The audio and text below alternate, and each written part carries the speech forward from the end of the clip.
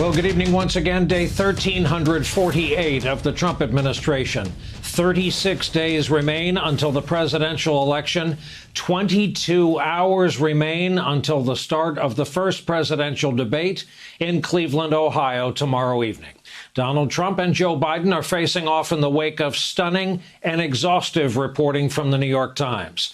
The paper has investigated 20 years of Donald Trump's tax return data, which the paper says was obtained through legal and confidential means. Notably, NBC News has not independently reviewed the documents that form the backbone of the investigation.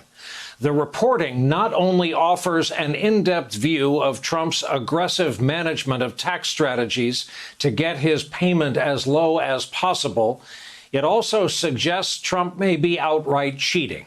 It details crippling levels of debt and a family business that is largely failing.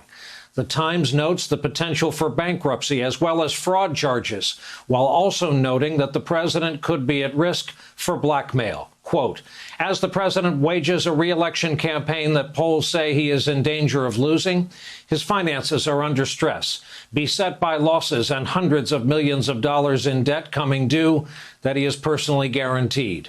Also hanging over him is a decade-long audit battle with the Internal Revenue Service over the legitimacy of a $72.9 million tax refund that he claimed and received after declaring huge losses. An adverse ruling could cost him more than $100 million. The Times also revealed Donald J. Trump paid $750 in federal income taxes the year he won the presidency.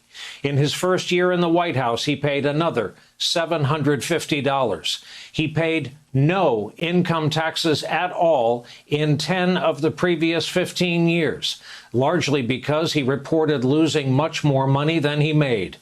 The report points out Trump has paid other kinds of federal taxes like Medicare and Social Security.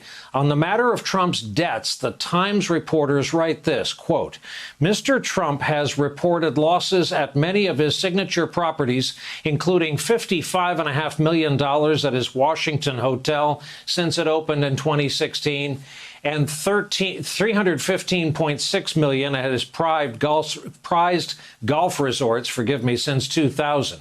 He appears to have sold off most of his stocks and has relied heavily on debt. More than $300 million in loans he personally guaranteed will soon come due. It's worth pointing out that most security experts have pointed out Trump's staggering level of debt would make him unable to secure any kind of government security clearance were he not the president. The Times highlights that, quote, with financial challenges mounting, Mr. Trump depends on businesses that can pose a conflict of interest.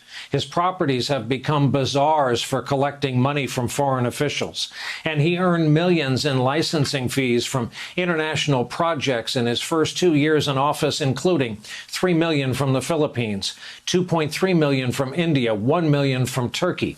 The Times says it expects to have more revelation in coming days, and indeed, just tonight, a follow-up story dropped on Donald Trump's money-making efforts in reality television and putting his name on products from laundry detergent to mattresses to cologne. The paper reports in part, quote, the new influx of cash helped finance a buying spree that saw him snap up golf resorts, a business not known for easy profits. Indeed, the tax records show that his golf properties have been hemorrhaging millions of dollars for years.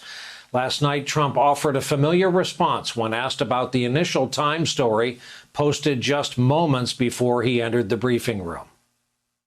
It's fake news. It's totally fake news. Made up, fake. We went through the same stories. You could have asked me the same questions 4 years ago. I had to litigate this and talk about it. Totally fake news. No, actually, I paid tax. And you'll see that as soon as my tax returns. It's under audit. They've been under audit for a long time. The IRS does not treat me well. Today, at 2 different White House events, Trump chose to take no questions.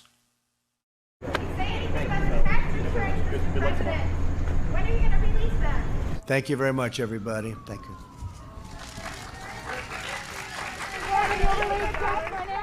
In just the last hour on this network, vice presidential candidate, California Democratic Senator Kamala Harris noted the national security implications of Trump's reported debts.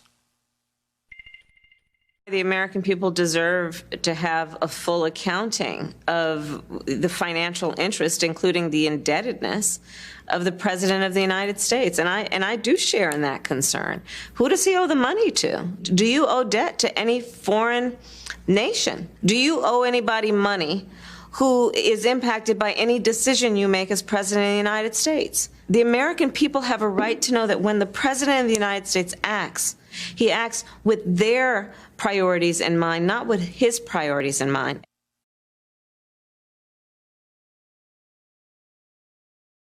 Hey there, I'm Chris Hayes from MSNBC. Thanks for watching MSNBC on YouTube. If you want to keep up to date with the videos we're putting out, you can click subscribe just below me or click over on this list to see lots of other great videos.